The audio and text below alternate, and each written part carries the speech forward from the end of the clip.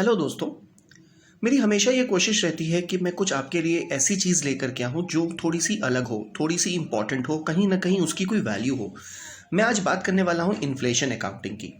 आपने सुना होगा कि यूजुअली कभी आपके पास कोई अगर फ्रेंड आता है या कभी कोई रिलेटिव आता है और आपसे कहते हैं कि मुझे 10,000 रुपीज़ उधार दे दो, मैं 2 महीने के अंदर आपको वापस कर दूंगा। कई बार आप दे भी देते हो। 2 महीने के बाद ईमानदारी से वो पर्सन आकर के आपको 10,000 रुपीज़ वापस कर देता है। प्रॉब्लम नहीं है। लेकिन सर आप सोचो कि उस 10,000 रुपीज़ की बहुत सारी अपॉर्चुनिटी कॉस्ट थी। चलो ठीक है, छोड़ देते हैं अपॉर्चुनिटी कॉस्ट, लेकिन एक दूसरे तरीके से अगर हम देखें कि ये जो 10,000 रुपीज़ आपने उनको दिए थे उस समय की परचेजिंग पावर और 2 महीने के बाद जब वो 10,000 रुपीज़ आपको वापस कर रहा है उस समय की परचेजिंग पावर में डिफरेंस हो सकता है। उसी को हम लोग बोलते हैं इन्फ्लेशन। अब उस इन्फ्लेशन को किस तरीके से अपने बुक्स में रिकॉर्ड करना है। देखो, डे टू डे नीड्स में अपने दोस्त या रिलेटिव्स के साथ मैंने ऐसी ट्रांजैक्शन की तो हम इन चीज़ों को इग्नोर कर देते हैं, लेकिन बिजनेस में अगर हमने ऐसी चीज़ों को इग्नोर कर दिया तो वो मेरे बिजनेस के लिए बहुत अच्छा नहीं है। क्योंकि एक चीज़ हमेशा याद रखिएगा, बिजनेस का एक एक पैसा, याद रखिएगा, बिजनेस का एक एक पैसा वैल्यूएबल है। क्योंकि आपके हर इन्वेस्टमेंट की, हर पैसे पे आपकी नज़र होती है कि आप अच्छे प्रॉफिट अर्न करो। तो जब आपका मकसद है प्रॉफिट अर्न करना तो आपको उसकी केयर भी करनी पड़ेगी।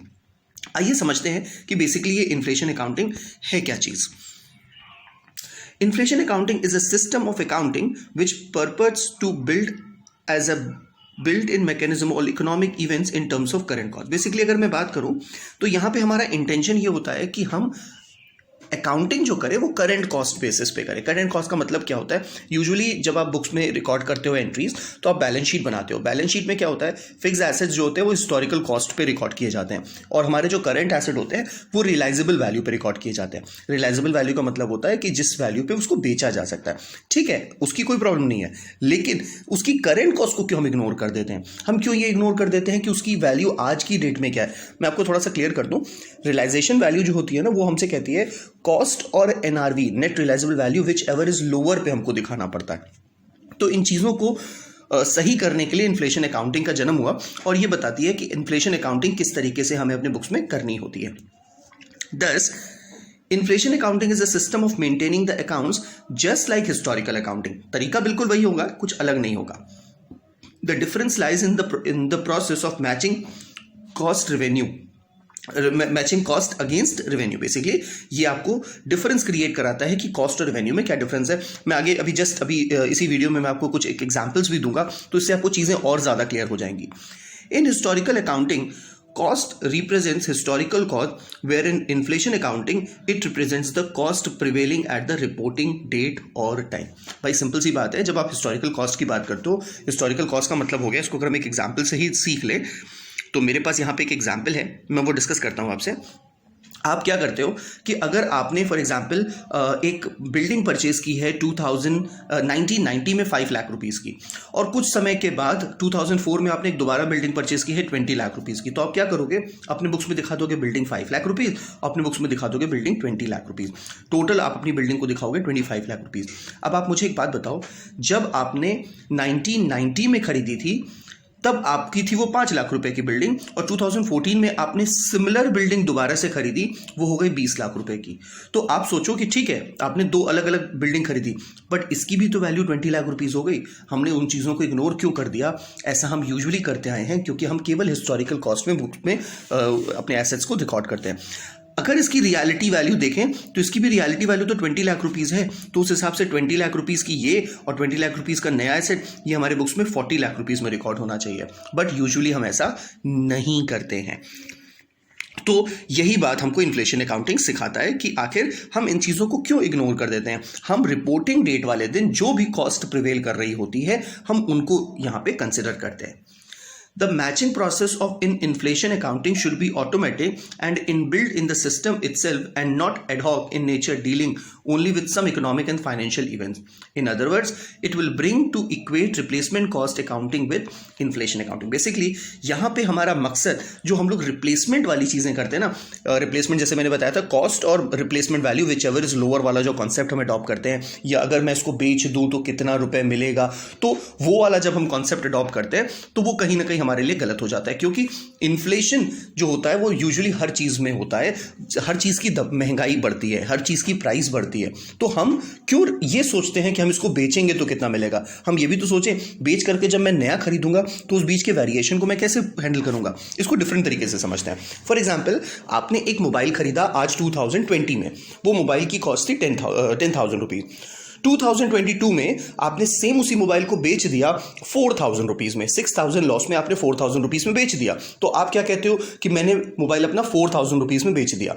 लेकिन उसी टाइम पीरियड पे आप एक नया मोबाइल खरीदने जाते हो और वो मोबाइल आपको पड़ता है 15,000 रुपीज का। तो आप सोचो कि 4,000 रुपीज की आपकी रेवेन्यू है और आपने 15,000 रुपीज खर्च करना है। तो ये है जो डिफरेंस ना, ये डिफरेंस ही है इन्फ्लेशन अकाउंटिंग। जो चीजें आप 10,000 की खरीदते थे अब आपको 15,000 रुपए की खरीदनी पड़ रही है। ये क्यों हो रही है? क्योंकि परचेजिंग जो है, परचेजिंग वैल्यू जो है वो इंक्रीज हो रही है। इस गैप को हम कभी कंसिडर नहीं करते थे। इस गैप को कंसिडर करना हमको सिखाता है inflation accounting. The distinct features of inflation accounting are as follows. The recording procedure is automatic. भाई सिंपल सी बात है, इसमें तो यूजुअली जैसे आप नॉर्मली परचेज करते हो आप उसी वैल्यू पे रिकॉर्ड करते हो, तो इसमें कोई एक्स्ट्रा काम नहीं करना है आपको।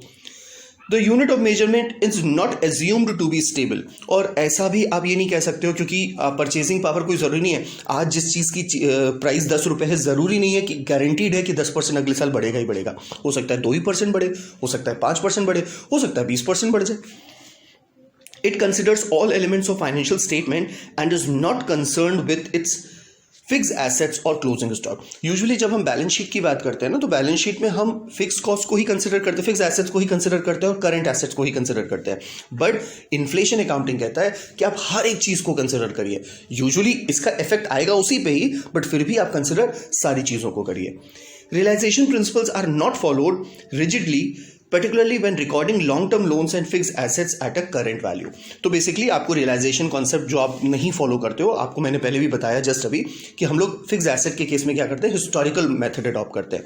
तो ये भी हमसे यही इंसिस्ट करता है कि रियलाइजेशन कॉन्सेप्ट आप यहाँ पे मत फॉलो करो। अभी मैंने एक एग्जाम्पल मोबाइल का भी लिया आपको कि नई मोबाइल खरीद रहे हो 15,000 की, लेकिन आपको अपने बुक्स में दिखाना पड़ेगा कि 4,000 रुपये में आपकी इसकी रियलाइजेबल वैल्यू है।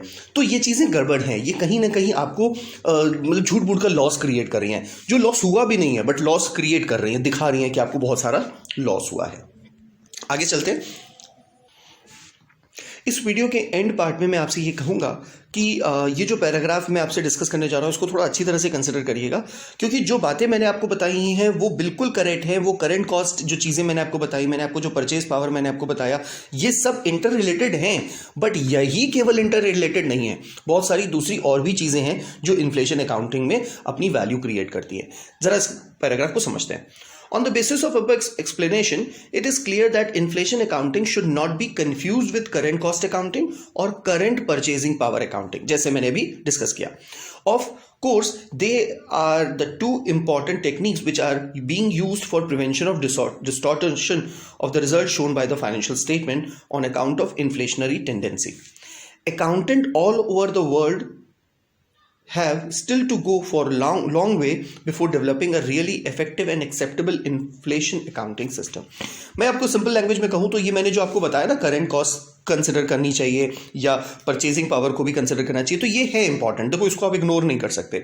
बट इन्फ्लेशन में केवल यही नहीं आएंगे, बहुत सारे दूसरे एस्पेक्ट्स भी हैं जो आपको कंसिडर करने पड़ेंगे। जो मार्केट की वैल्यूज़ क्या हो रही हैं, मार्केट की इन्फ्लेशन रेट क्या है। भाई हमारे प्रोडक्ट की इन्फ्लेशन इंपॉर्टेंट है, बट हमारे इंडस्ट्री की इन्फ्लेशन क्या है वो भी बहुत इंपॉर्टेंट रोल प्ले करती है। हमारी कंट्री की इन्फ्लेशन क्या है वो भी बहुत इंपॉर्टेंट रोल प्ले करती है। बट इतना डेप्थ में हमको नहीं जाना है, वो इकोनॉमिकल टॉपिक बन जाएगा। लेकिन यहाँ पे जो हमें डिस्कस करना है वो बिल्कुल बेसिक एक आउटलाइन डिस्कस करना है कि आखिर इन्फ्लेशन अकाउंटिंग वर्क कैसे करती है। होपफुली यहाँ तक की चीज़ें समझ में आई होंगी, बट इसका सेकेंड पार्ट मैं जल्दी आपको इशू कर दूंगा। Thank you for watching this video. Have a nice day.